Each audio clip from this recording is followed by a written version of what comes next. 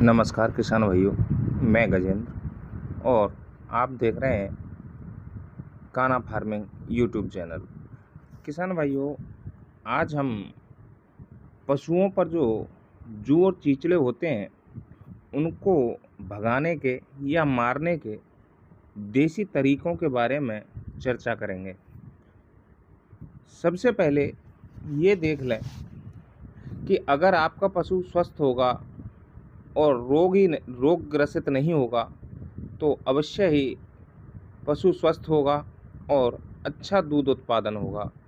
किसान भाइयों, ये जो जू और चीचड़े होते हैं, अगर किसी पशु के एक बार आ जाएं तो जाने का नाम नहीं लेते। और अगर पशु दूध दे रहा है तो उस समय अगर ये जू चीचड़े हैं तो दूध की मात्रा में बहुत भारी गिरावट आ जाती है। और दूसरा, पशु स्वस्थ नहीं रहता, बेचैनी महसूस करता है, बार बार उठना बैठना, क्योंकि जो जू चीचड़े होते हैं वो पशुओं से खून को पीने का कार्य करते हैं। आप पशुओं को कितना भी अच्छा आहार, संतुलित आहार देते रहिए, लेकिन पशु पनपेगा ही नहीं। तो भाइयों, सबसे पहले ये ध्यान रखें कि किसी भी चीज़ को जड़ से ख़त्म करने के लिए उसको उसकी शुरुआती स्टेज में ही ख़त्म करना ज़रूरी होता है। जू चीचड़े के जो अंडे होते हैं उनको ख़त्म करना, उसके बाद जो हमारे पशुओं पर जू और चीचड़े पले हुए हैं उनको ख़त्म करना, ये बहुत ही ज़रूरी होता है। भाइयों, इनको कंट्रोल में करने के कौन कौन से देसी तरीके हो सकते हैं, आज उनके बारे में चर्चा करेंगे। वीडियो थोड़ा लंबा हो सकता है, वीडियो को स्किप ना करें, अंत तक देखें। सबसे पहले पशुओं को जहां बांधा जा रहा है उस जगह को ज़रूर देखें, क्योंकि ये जो चीचड़े होते हैं ये ज़मीन से ही हमारे पशु पर आते हैं। तो सबसे पहले ज़मीन में जो जू चीचड़े हैं उनको कंट्रोल करना अति आवश्यक होता है। ज़मीन में जो जू चीचड़े हैं उनको कंट्रोल में करने के लिए भाइयों कोशिश की जाए कि अगर देसी तरीके से कंट्रोल किया जा रहा है तो जो नीम होता है उसके पत्तों को जलाकर उसकी राख को वहाँ डाल दिया जाए या केमिकल कंट्रोल किया जाए।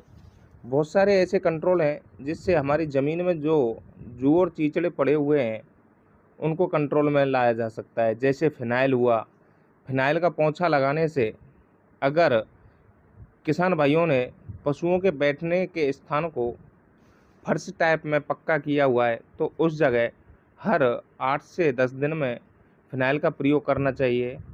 2 लीटर पानी में 100 ग्राम फिनाइल मिलाकर उसका स्प्रे करना या फिर पोंछा लगाना चाहिए। ये ज़रूर ध्यान रखें कि जहाँ पशु बंध रहे हों वहाँ दीवारों में दरार हों तो उन दरारों में ज़रूर स्प्रे करना चाहिए। अब आगे, अगर ये जू और चीचड़े पशुओं पर हैं तो उनके कंट्रोल के लिए सबसे पहले जो देसी तरीका है वो है कि किसान भाई 100 से 200 ग्राम नीम के पत्ते ले और नीम की पत्तियां लेकर उनको किसी पात्र में कूटना है। उसके बाद मार्केट से कपूर, भीमसेनी कपूर के नाम से एक कपूर आता है, उसको लेकर उसमें मिला देना है और अच्छी तरह कूट देना है, जिससे जो नीम की पत्तियां हैं वो और जो कपूर है वो अच्छी तरह से मिक्स हो जाएं। कूटने के पश्चात इसमें 50 ग्राम नारियल का तेल मिला देना है और जब ये तैयार हो जाए तो उसके बाद पशु के जहाँ भी जू और चीचड़े लगे हुए हैं वहाँ पर इसका ढंग से लेप कर दे।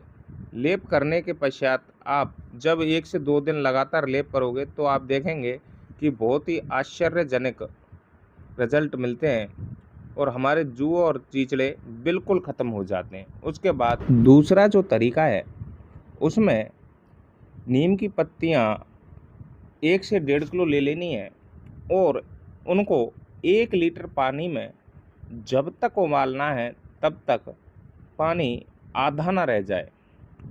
जब पानी आधा रह जाए तो उसके बाद उसमें आधा केजी नमक डालना है। ये बहुत ही कड़वा काढ़ा तैयार होता है। उसके बाद उसको ठंडा कर लें और ठंडा करने के पश्चात जहाँ भी पशुओं के जू और चीचड़े लगे हुए हैं उस जगह पर किसी सूती कपड़े की सहायता से रगड़ते रहना है और लगातार 5 से 7 दिन रगड़ने पर उस जगह का जो स्वाद है वो कड़वा हो जाता है और आखिरकार जू और चीचड़े वहाँ से मर जाते हैं।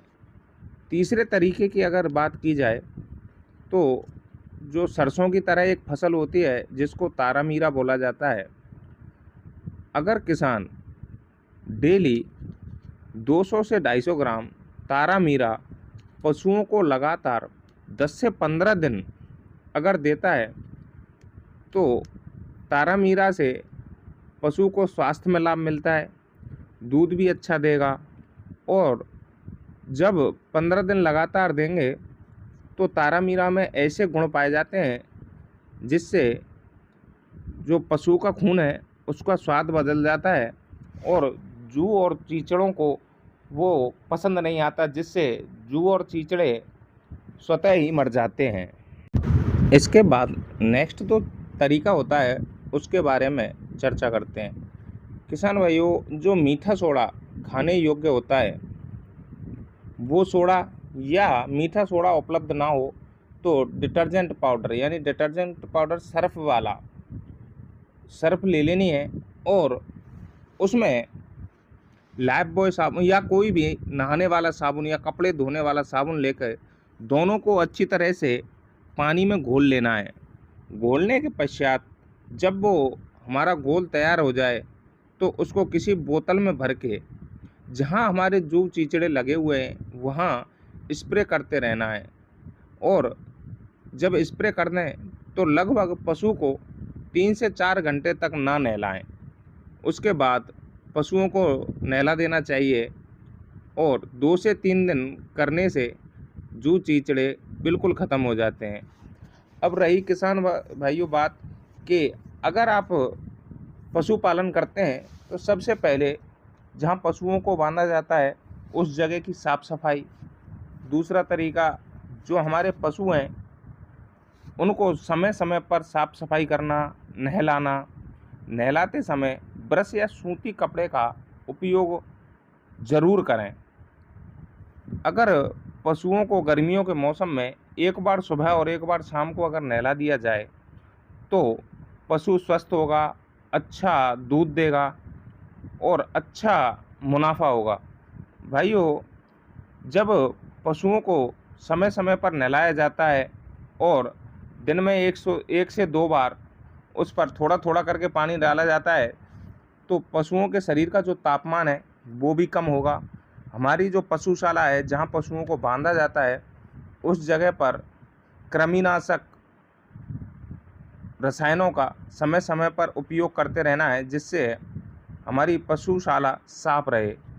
और एक जो दवा आती है जो नॉर्मली पशुओं को खिलाई भी जाती है या पानी में डाल के पिलाई भी जाती है, जैसे जिसे लाल दवा के नाम से जानते हैं किसान भाइयों, उसके द्वारा लाल दवा को पानी में मिलाकर पशुशाला की सफाई करना, पोंछा लगाना बहुत ही अति आवश्यक होता है।